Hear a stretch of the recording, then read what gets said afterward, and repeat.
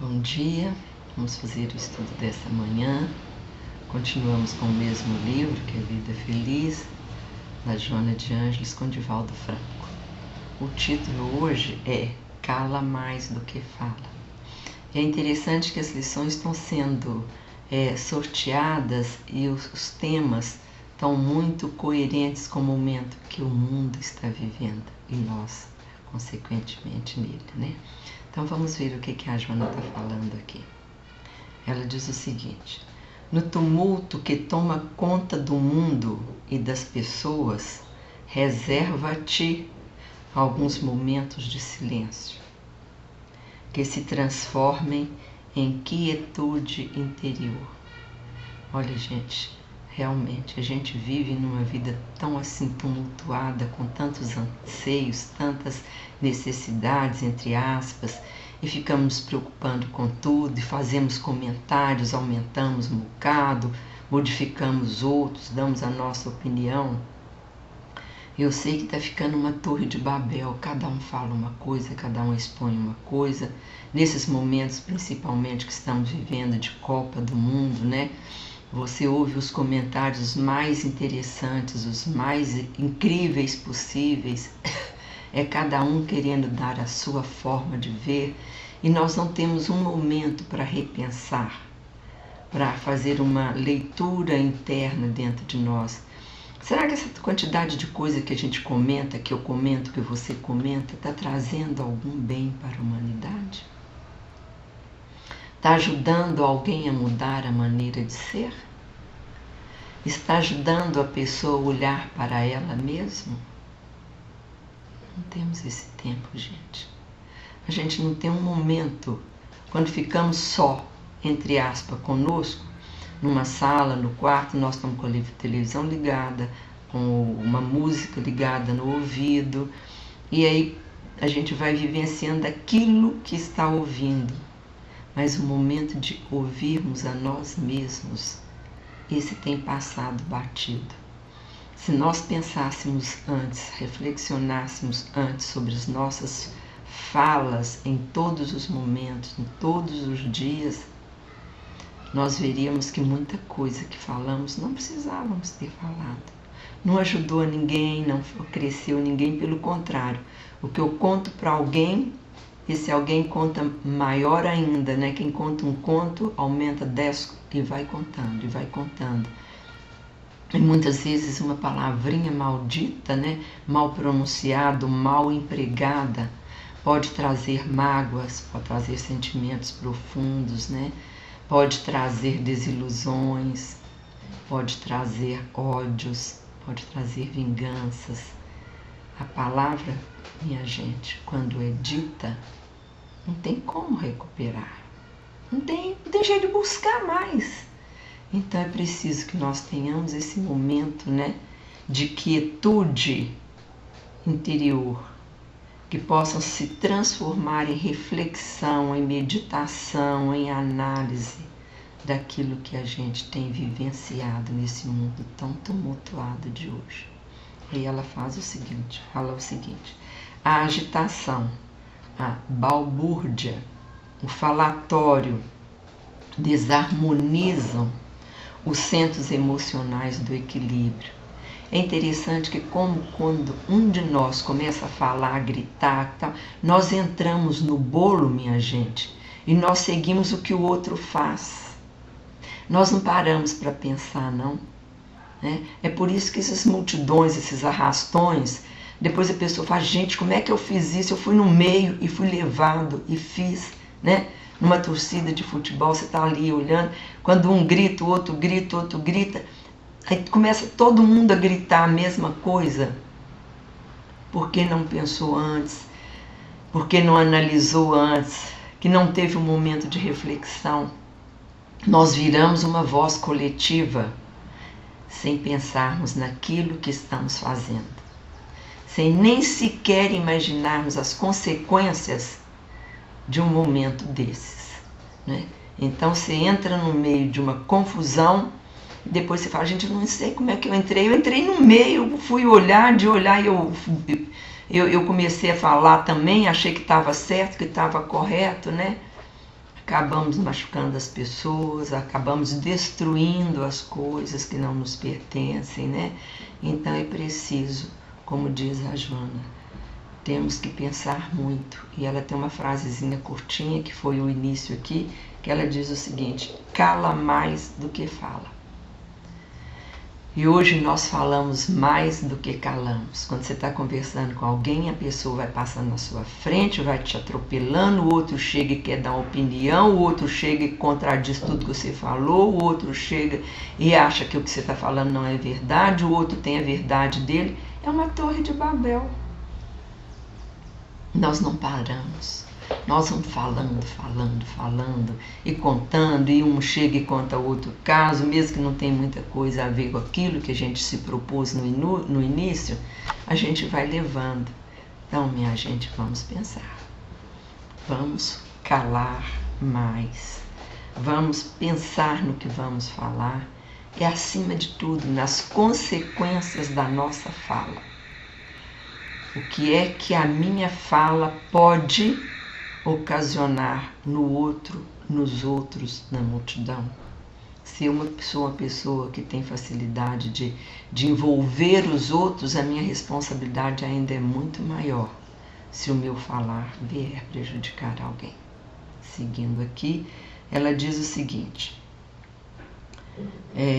reflexiona antes de expender a tua opinião.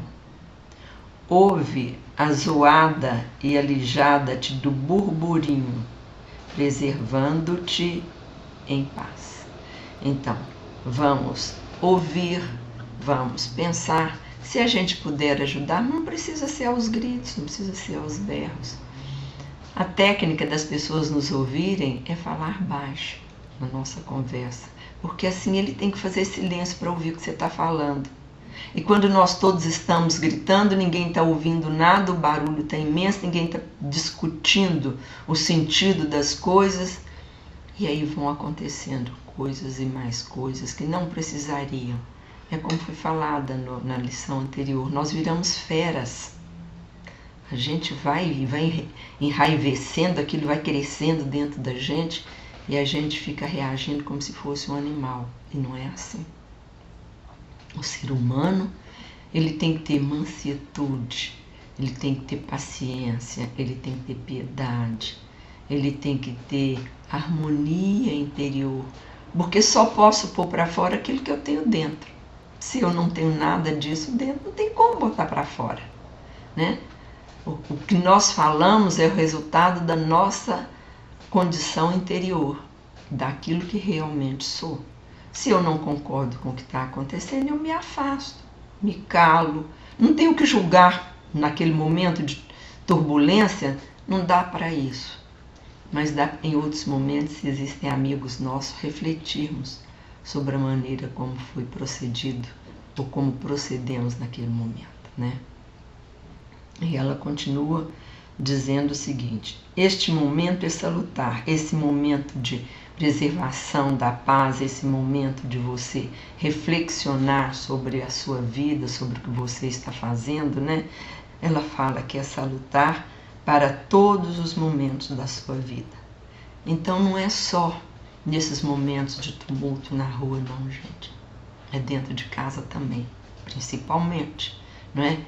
Se a mãe chamou a atenção do filho e ele responde com grosseria, se a mãe responder mais alto, a briga está armada.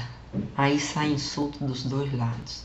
O filho esquece de que tem que respeitar os pais.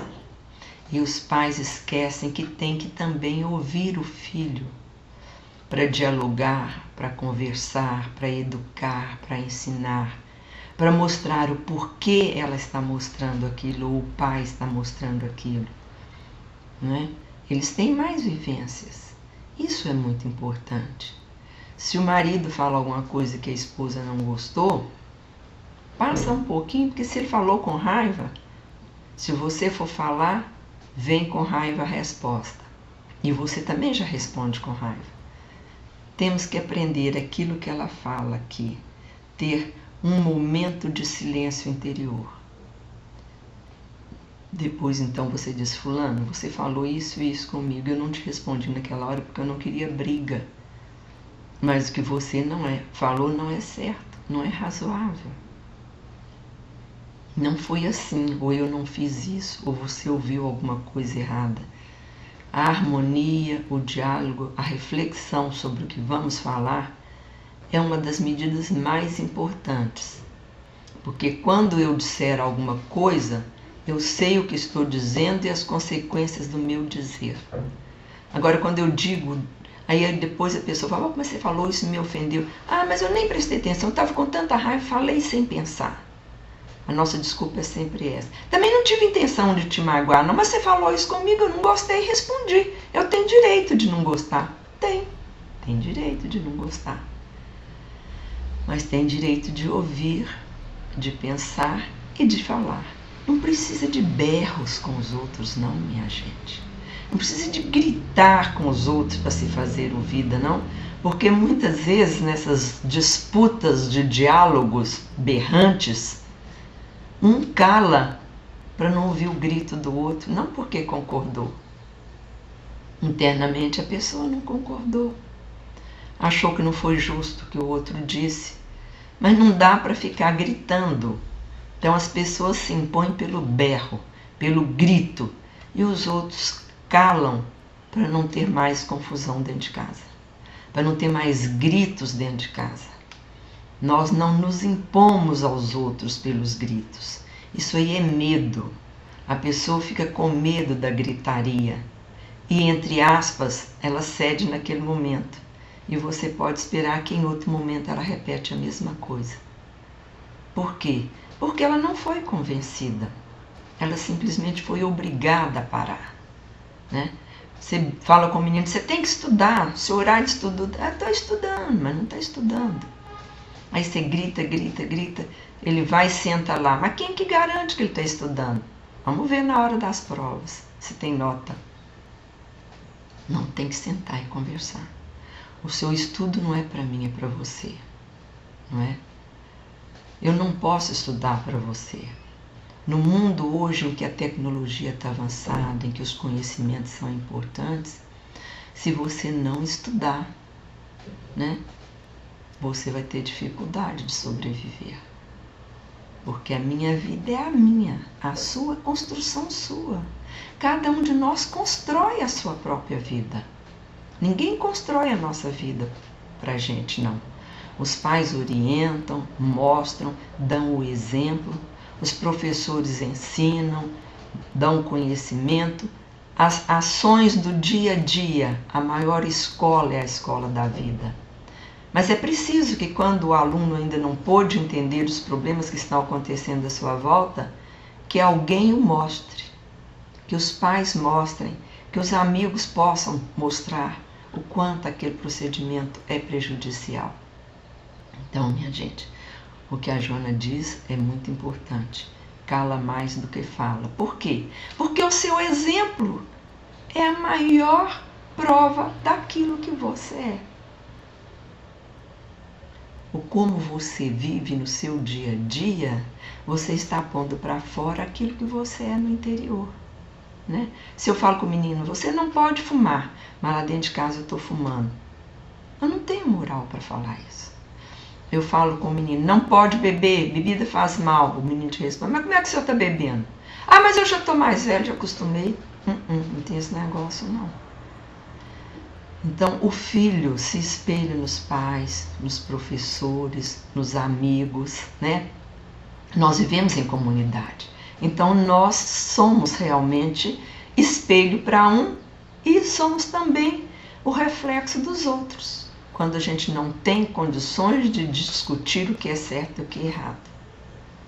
Mas lembrem-se, cada um de nós tem dentro de nós tudo que necessitamos para refletir, para pensar e para tomar decisões.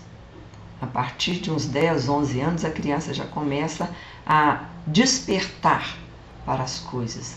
Aí compete aquele que está ao seu lado e incentivando nos bons pensamentos e sentimentos e mostrando o erro daquilo que não é correto, né? Então, nessa semana, vamos pensar se estamos falando demais, se estamos fazendo comentários inúteis, se estamos falando muito da vida dos outros. E a nossa vida, não é? Você acha que ficar falando bem mal dos outros eu posso falar porque eu sei que é assim, não é? A gente tem que pensar que não é certo. Porque o que eu não gosto, mas o outro gosta.